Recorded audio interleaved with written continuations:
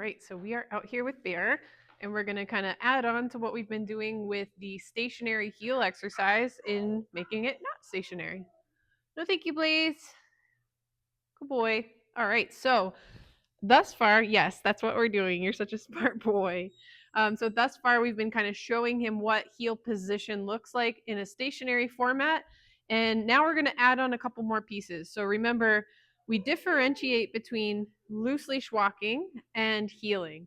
Loose leash walking is just anytime we're on a leash together. So with loose leash walking, I might follow you around, you might follow me around, but there's no real criteria for where he needs to be. The only rules with loose leash walking is that he does not pull on the leash. So if there is pressure on the leash, I would expect him to either change or fix something about his behavior or yield to that pressure. So if we're walking and he hits the end of that leash, we've implemented a couple of exercises to help teach him how to do those things, how to yield to that pressure. One of the things we did was pair that leash pressure with the clicker to create this response of coming towards us when he feels pressure. And he's doing really, really well with that. And then we also implemented a couple other techniques, such as the active release. So if he's for instance, if he's at our side and someone's starting to approach, rather than just kind of using the leash to muscle him in place and keep him where we want him to be, we're kind of like pulling and letting go until we can have him on a nice loose leash. So those are some of the techniques that we're using with loose leash walking.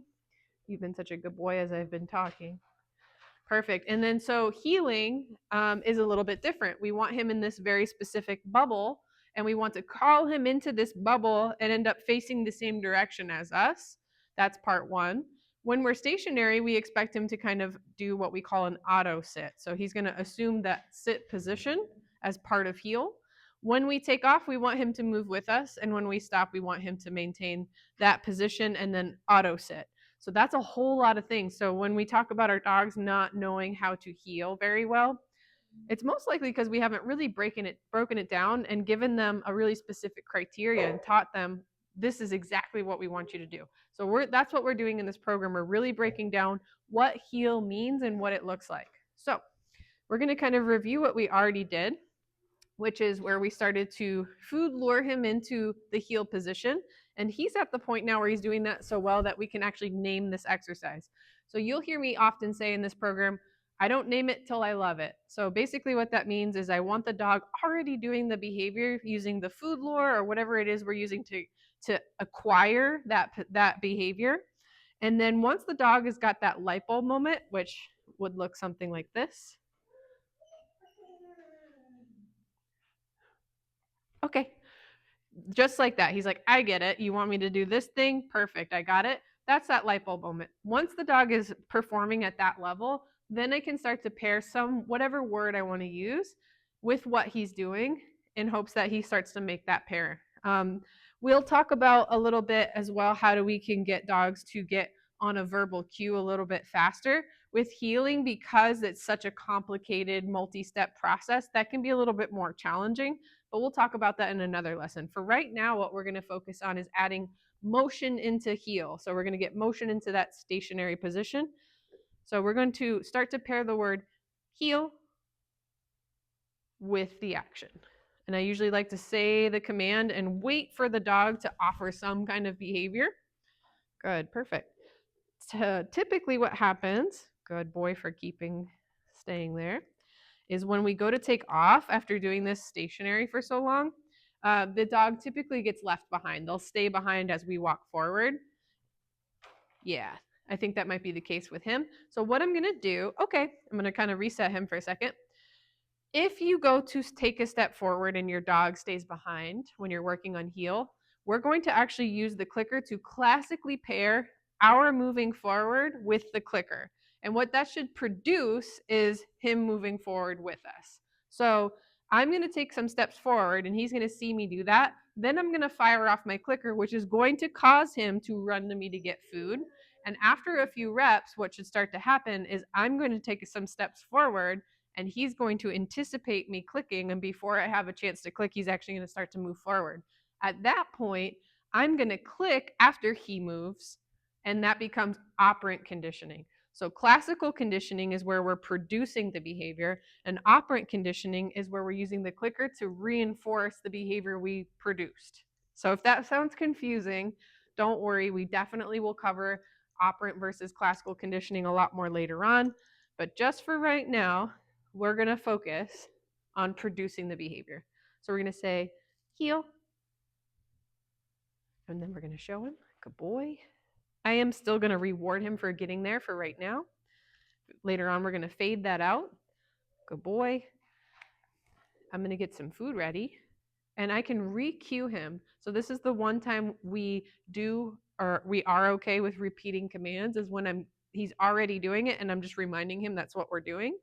I'm going to say heel, and I'm going to click as I move forward. Hopefully I'm in camera view. My cameraman is on the phone. Heel. Good boy. Whoops, a little crooked. Good boy.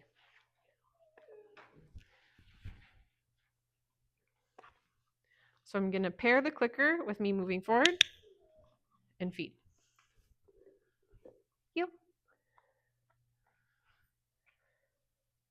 Whoops, you got to chew, my friend. Oops. Good. Heel. Good. And I think in the next rep or two, heel, we're going to get that magic we're looking for. Good. Heel. Yes, good boy. So that last rep we just did was operant conditioning. I clicked after he did the behavior we were looking to produce.